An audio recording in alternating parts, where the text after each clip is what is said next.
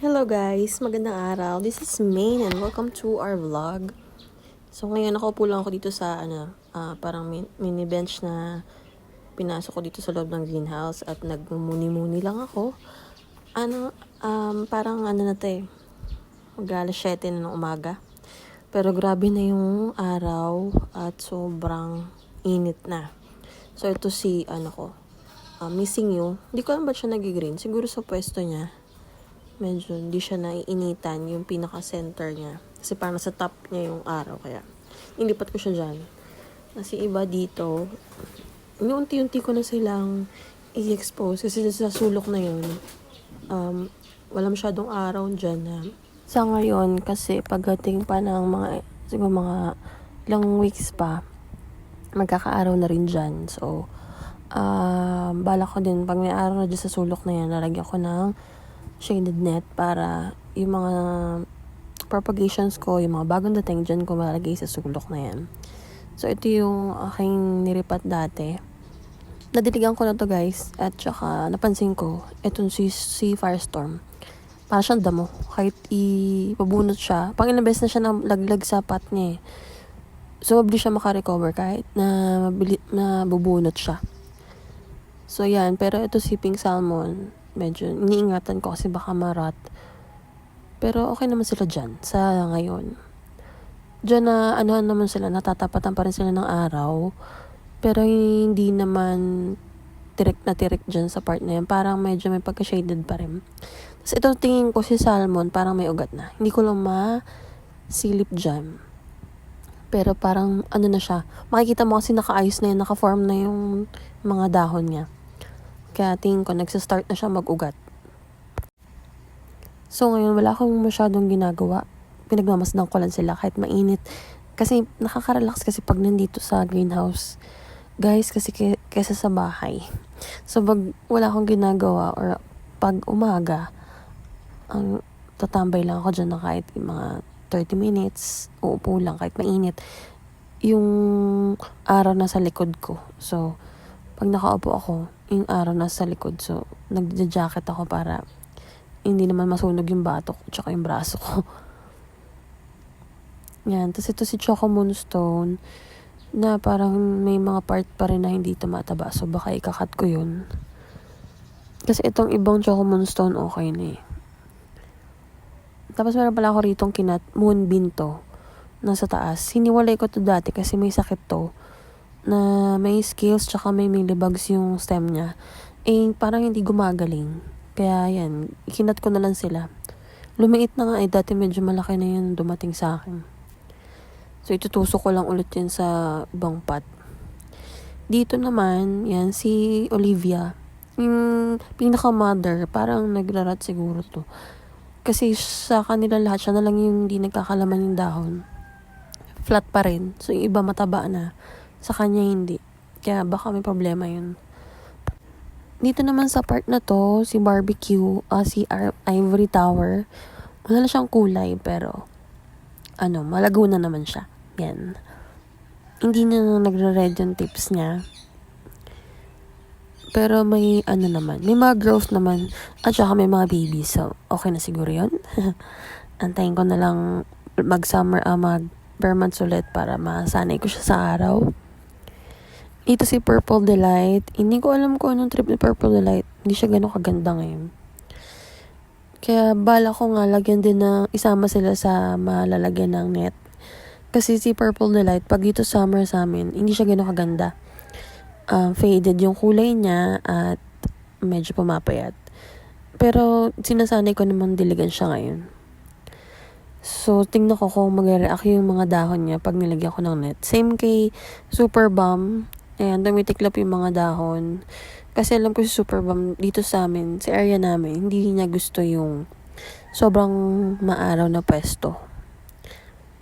Dito naman pot, yan. Medyo pa to, adjusting pa to sila. Opalina tsaka si Rubidona. Na sila, tawag ba dun? Nakapag-acclimatize na sila, pero wala pa silang sign ng bagong growth sa pinaka-center. So, siguro mga 6 months makakita na ako ng growth dyan. Tapos itong nasa pot na yan, hindi ko alam kung anong name niya. Tapos itong si VAR Supreme, mahilig siya sa tubig pala. Kasi ngayon guys, ngayong mainit na, pero mahangin pa rin ngayon sa area namin. Pero mabilis silang matuyuan ng soil mix, sa soil mix nila, kaya madalas ako magdilig. Ito si VAR Supreme, madalas ko siyang diligan kasi mabilis din matuyo yung dahon niya. So lumiliit. Kaya tinatry ko na ang halos araw-araw na nga na para lang hindi maglagas yung dahon niya. Tapos dito sa pot, si avocado cream and si cobblestone na tinusok ko lang dyan. Pero ngayon, malago na rin siya. Stable na rin siya. Yan, dyan lang sila, pinapapagate ko. Pero parang mahilig naman to sa araw Yan, tapos ito si Hakuhu. Ito yung sinasabi ko na kapag summer, si Hakuhu, medyo sensitive ang stem. Kasi nagkamali rin ako dahil diniligan ko sila ng umaga. Kasi usually, nagdidilig ako pag paghapon na, mga 5, 6 o'clock yan. Eto diniligan ko ng umaga.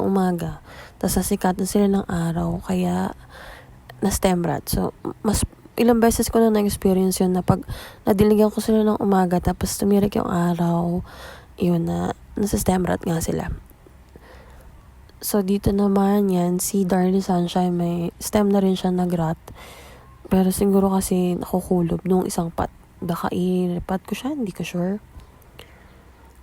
Ito rin, agavoids to, hindi ko na alam. Freebie lang siya. Pero, stable na siya. Yan. Madalas ako magdilig ngayon guys, halos everyday. Hindi ko alam ba't Dati kasi nung fast draining yung soil mix ko, hindi naman ako nagdidilig araw-araw. Pero ngayon kasi nakikita ko yung response ng mga halaman. Pagka hindi mo sila diniligan, mabilis sila lumiit. So, para lang hindi lumiit yung rosette, para ma-maintain ko, yan, didilig na ako ngayon everyday. Basta tuwing hapon lang, para the next day, medyo dry na yung soil mix, nakapag-absorb na sila ng tubig, para ready na ulit sila masabak ulit sa init. Pero tignan ko lang kasi pag maman humid na masyado, hindi at saka walang hangin, hindi ako nagdidilig Kasi nga mas prone sa rot. Hindi ko alam ganun ba talaga siguro kapag hindi maayos or mataas ang humidity, yun. Medyo iwas ako sa pagdidilig. Ito naman si cheesecake ko na nalaglag dati. Yan, nakakabawi na siya. Marami na siyang mga babies na lumalaki dyan. And then this is Glam Pink. Yan. Medyo naka-fold pa yung mga dahon nila. Kasi nga mainit pa, tsaka nag-a-adjust pa yan sila.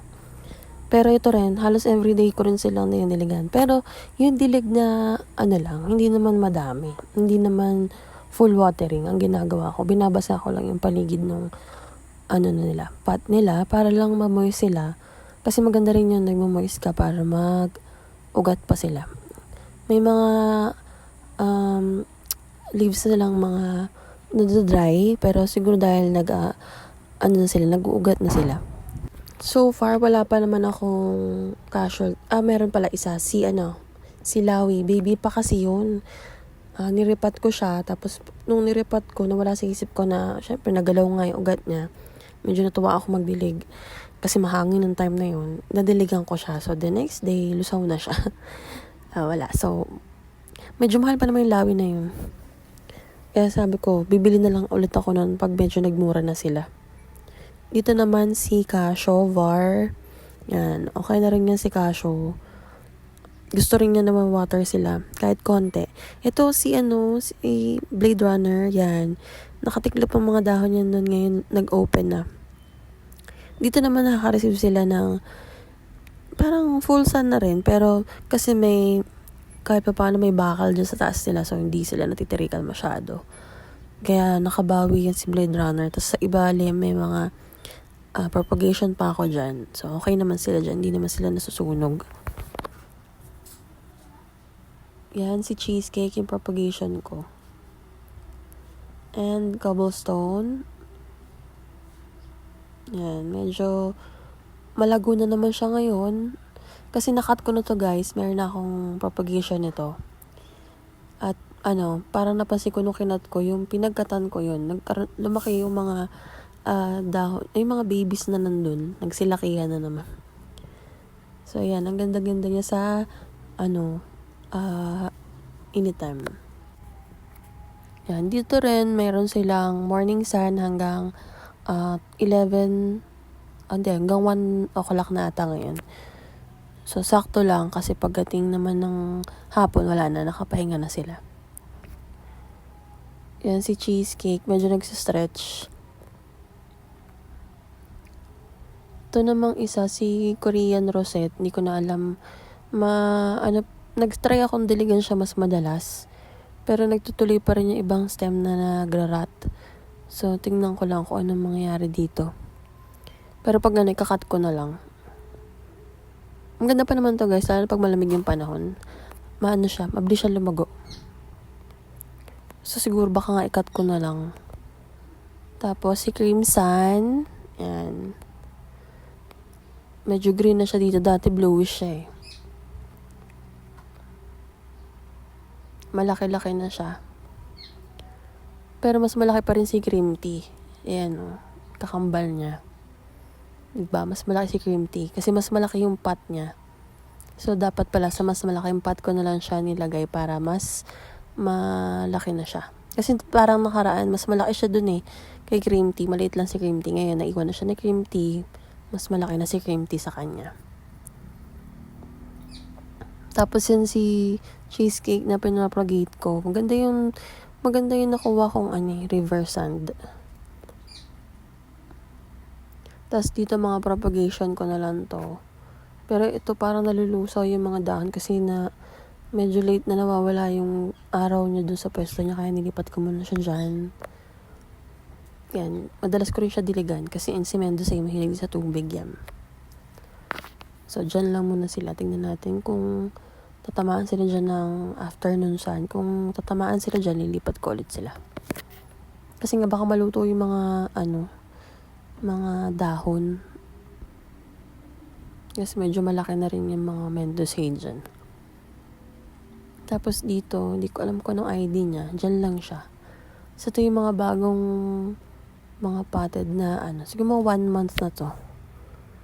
Yan si Hibrion, si Green Eyes, and si Bluebird yan. Tapos ito si Miyul. Si Miyul na kahit hindi mo madalas diligan. Sa kanilang lahat, si Miyul yung bihira ko lang. Miyul ba o Miyul? Bihira ko lang siya diligan. Kasi mahilig siya sa araw. Kahit full sun. Yan. Siguro mga once a week lang ito madiligan. Tapos hindi pa ganun ka dami yung tubig na binibigay ko. Tapos ito si Anacampserus. Yan, nagpo-flower na siya. Yung tataka ko, ba't parang hindi bumubuka yung bulaklak? Yung pala sa tanghali pala yung bumubuka.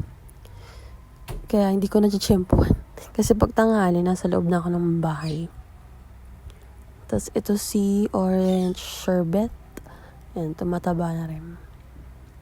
Lagi yan minomoist ko lagi yung mga soil mix nila dyan.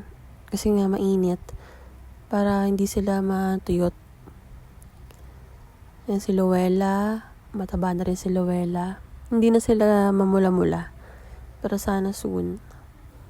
Dito sa part na to, nilagay ko sa sulok yan si Hindi ko alam kung ano to basta agavoid siya eh. Freebie lang yan. Diyan lang muna siya kasi nga, hindi pa sanay sa araw. Tapos si Monroe, yan. Si Monroe mabait naman. Wala naman siyang, hindi siya naglagas. Stable lang siya dyan. At ito, si Black Swan. Medyo payat pa yung mga dahon niya. Wala naman siyang peste. Tinitignan ko. Pero yung baby niya sa sulok, yun, maganda na yung forma ng mga dahon.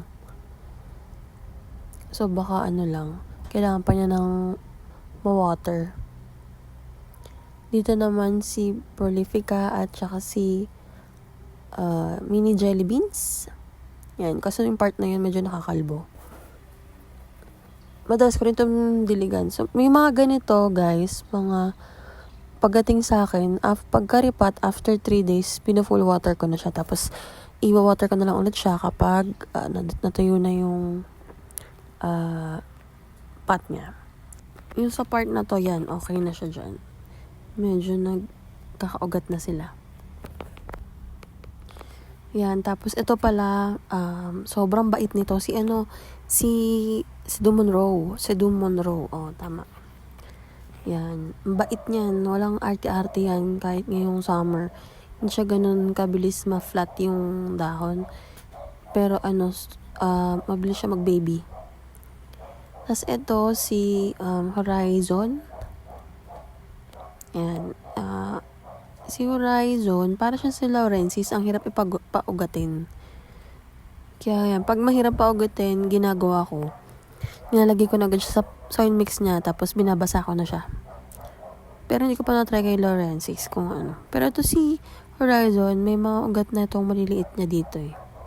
Yan, may isa nga lang dyan na medyo na-rot, kaya tinanggal ko. Tapos nilagay ko na siya sa separate na pot. Tapos ito guys, hindi ko alam kung anong ID nito. Pero ang ganda niya kasi cute ng dahon niya. Cute ng shape niya. Pero ngayon naninilaw siya. Kahit lagi ko siya lang dinidiligan. Tapos yan. Ano rin to, Lawi Hybrid. Hindi ko alam kung anong ID. Hindi rin alam ni seller. Pero yan, tumataba na rin siya dyan. Pero ano siya parang walang kulay. Kasi lagi ko kasi dinidiligan. Tapos ito si Alba Beauty. Yan, ganda ng kulay niya pang nasa-stress siya. Ang katabi niya dyan si Tito Vines, tsaka yung isang baby niya. Si Tito Vines pag stable na, okay naman siya. Tapos ito si Polar Bear.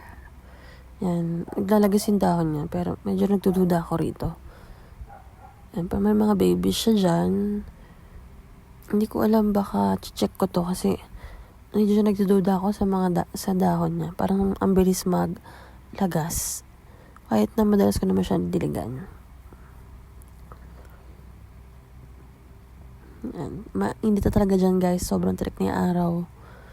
Tapos yun si Tinkerbell, si Lovely Rose, tsaka si Claret. So dito sa part na to, yan, itong pot na to medyo matagal siya tumaba. Si Durlo siya. Pero payat na payat pa rin yung dahon.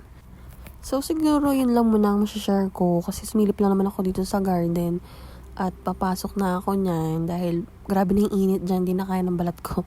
So yan sila guys pagka morning sun. So that's all for today. Thank you for watching. Bye!